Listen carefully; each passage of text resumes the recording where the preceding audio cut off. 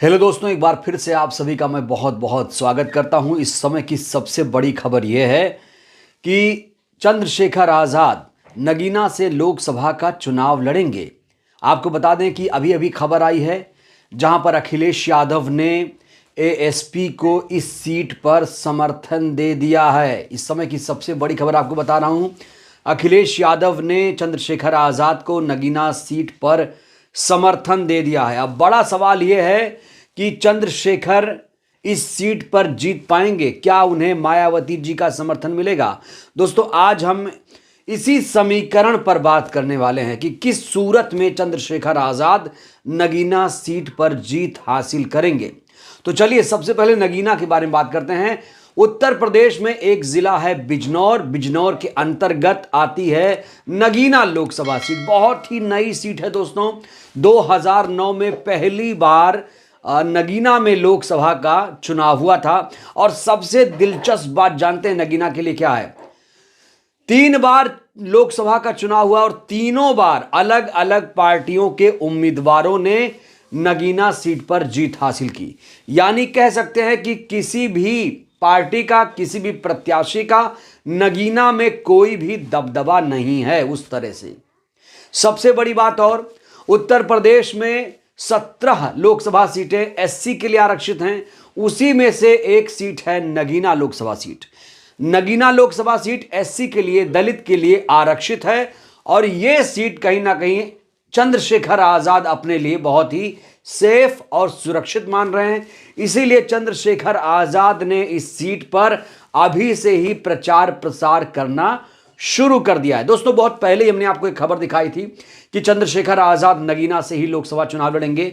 और ऐसा लग रहा है कि अखिलेश यादव कहीं ना कहीं मान गए हैं, क्योंकि यह खबर अपने आप में बहुत हैरान कर देने वाली है। लोग इस बात को लेकर चर्चा कर रहे थे कि अखिलेश यादव एएसपी का समर्थन नहीं करेंगे, उन्हें सीट नहीं देंगे। लेकिन अब जो खबर आ रही है वो बेहद ही चौंका देने वाली है कि अब नगीना सीट पर अखिलेश यादव की समाजवादी पार्टी ने एएसपी को अपना समर्थन दे दिया है। दोस्तों, नगीना लोकसभा सीट का जातीय समीकरण बेहद दिलचस्प है। लेकिन उससे पहले आंकड़े मैं आपको बताना चाहता हूं कि 2009 से लेकर 2019 तक क्या कुछ हुआ। यहां पर देखिए, 2009 के लोकसभा चुनाव में यहां से समाजवादी पार्टी के यशवीर ने जीत हासिल की। 2014 के लोकसभा चुनाव में मोदी की लहर थी, तो यहां से बीजेपी के यशवंत ने जीत हासिल की। अब साल आता है 2019 का। 2019 में यहां से बीएसपी के उम्मीदवार ने जीत हासिल की थी। गिरीश चंद्र जी ने यहां से जीत हासिल की थी। आपको याद दिला दूं कि 2019 में समाजवादी पार्टी और बहुजन समाज पार्टी का गठबंधन था। अब बात करते हैं कि जातीय समीकरण क्या है। जातीय समीकरण बहुत मायने रखता है इस सीट पर। 50% से ज्यादा मुस्लिम वोटर हैं नगीना में। 50% से ज्यादा मुस्लिम वोटर हैं और 21% यहां पर दलित वोटर हैं। तो दोस्तों, आइए समझने की कोशिश करते हैं कि चंद्रशेखर आज़ाद नगीना सीट पर किस सूरत में, किस हाल में जीत पाएंगे, इस पर चर्चा करते हैं। तो देखिए, पहली कंडीशन क्या बनती है? पहली कंडीशन यह बनती है कि अगर इसमें त्रिकोणीय मुकाबला हो जाए, यानी समाजवादी पार्टी और आज़ाद समाज पार्टी एक साथ हो जाए, कांग्रेस पार्टी एक साथ हो जाए, आरएलडी भी इसमें एक साथ हो जाए, और दूसरी तरफ भारतीय जनता पार्टी रहेगी, और तीसरी तरफ बहुजन समाज पार्टी रहे। यानी अगर इंडिया गठबंधन बीजेपी बहुजन समाज पार्टी में यहां पर मुकाबला होगा तो चंद्रशेखर आज़ाद यहां से हार सकते हैं। जी हां दोस्तों, ऐसा अगर कोई कमाल ना हुआ तो चंद्रशेखर आज़ाद यहां से हार सकते हैं, क्योंकि यहां पर फिर बीएसपी का दबदबा हो जाएगा। दूसरी कंडीशन क्या है? दूसरी कंडीशन यह है कि इंडिया गठबंधन और बीएसपी साथ आ जाएं, यानी इंडिया गठबंधन में बीएसपी आ जाए, आरएलडी, बीएसपी, कांग्रेस पार्टी, और दूसरी तरफ एएसपी और समाजवादी पार्टी एक साथ हो जाएं, और तीसरी तरफ भारतीय जनता पार्टी, तब भी आजाद समाज पार्टी के जीतने के चांसेस बहुत कम हो जाते हैं। यानी इंडिया गठबंधन में बहुजन समाज पार्टी आ जाए और दूसरी तरफ समाजवादी पार्टी चली जाए, इस सूरत में भी चंद्रशेखर आजाद यहां से जीत नहीं पाएंगे।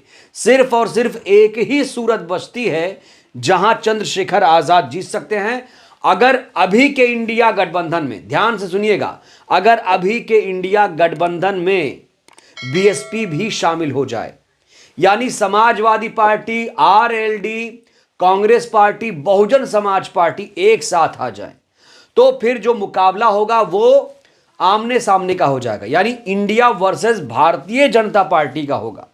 एक शर्त और यहां पर, अगर बीएसपी सुप्रीमो इंडिया गठबंधन में आए और वो नगीना सीट भी छोड़ें, ये भी एक शर्त है, क्योंकि आपको याद दिला दूं, नगीना सीट पर पिछली बार बीएसपी के उम्मीदवार गिरीश चंद्र ने जीत हासिल की थी। तो यहां पर दो दो शर्त है, ये शर्तें पूरी होंगी तब जाकर चंद्रशेखर आजाद की लोकसभा में सीट पक्की होगी। तो दोस्तों, बहुत दिलचस्प होने वाला है 2024 का चुनाव। हालांकि इंडिया गठबंधन के सहयोगी अखिलेश यादव जिस तरीके से अपना रुख अपना रहे हैं, उससे लग नहीं रहा कि वो इंडिया गठबंधन में बने रहेंगे, क्योंकि कई सारी शर्तें उन्होंने लाद दी हैं इंडिया गठबंधन के ऊपर। अभी से आपको बता दूं कि फर्रुखाबाद सीट पर उन्होंने अपना उम्मीदवार घोषित कर दिया है। कई सीटों पर अपने उम्मीदवारों के नामों का ऐलान कर दिया है, चिन्हित कर दिया है कि इस सीट पर हमारे उम्मीदवार रहेंगे, और उन्होंने एएसपी को भी अपना समर्थन दे दिया है, चंद्रशेखर आजाद जी को भी अपना समर्थन दे दिया है। तो यहां पर इंडिया गठबंधन को मजबूती से आना पड़ेगा। सारी पार्टियों को, छोटी बड़ी सभी पार्टियों को एक साथ आना पड़ेगा, तब जाकर चंद्रशेखर आजाद जी का जो सपना है वो पूरा हो पाएगा। और बीएसपी सुप्रीमो अगर नगीना सीट छोड़ेंगी तो फिर चंद्रशेखर आजाद को नगीना लोकसभा सीट से जीतने से कोई भी नहीं रोक सकता। एक ही सूरत, India versus Bharatiya Janata party का मुकाबला होगा, तो बीजेपी नगीना क्या, बहुत सारी सीटों को लॉस कर जाएगी। और कहते हैं ना, कहावत बार बार मैं आपको बताता हूं कि उत्तर प्रदेश से ही दिल्ली का रास्ता जाता है। जिसने उत्तर प्रदेश को फतेह कर लिया, समझ लीजिए उसकी दिल्ली पर फतेह हो गई। तो उत्तर प्रदेश को जीतना होगा, सबसे पहले उत्तर प्रदेश को जीतना होगा।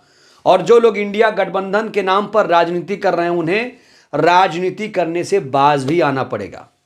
अगर वाकई संविधान लोकतंत्र में विश्वास कर रहे हैं तो उन्हें मजबूत गठबंधन बनाना पड़ेगा। विरोधियों को मात देने के लिए एक मजबूत गठबंधन चाहिए, और उत्तर प्रदेश में इंडिया को और ज्यादा मजबूत होना पड़ेगा। बीएसपी सुप्रीमो को भी यहां पर लाना पड़ेगा। हालांकि बीएसपी सुप्रीमो ने अभी तक पत्ते नहीं खोले हैं, लेकिन वो इंडिया गठबंधन में जरूर शामिल होंगे। तो बहरहाल दोस्तों, इस वीडियो में इतना ही। क्या लगता है आपको, चंद्रशेखर आजाद नगीना से लोकसभा चुनाव जीत पाएंगे? आप क्या कहते हैं? अपनी प्रतिक्रिया आप लोग जरूर दीजिएगा। बहुत बहुत शुक्रिया, धन्यवाद।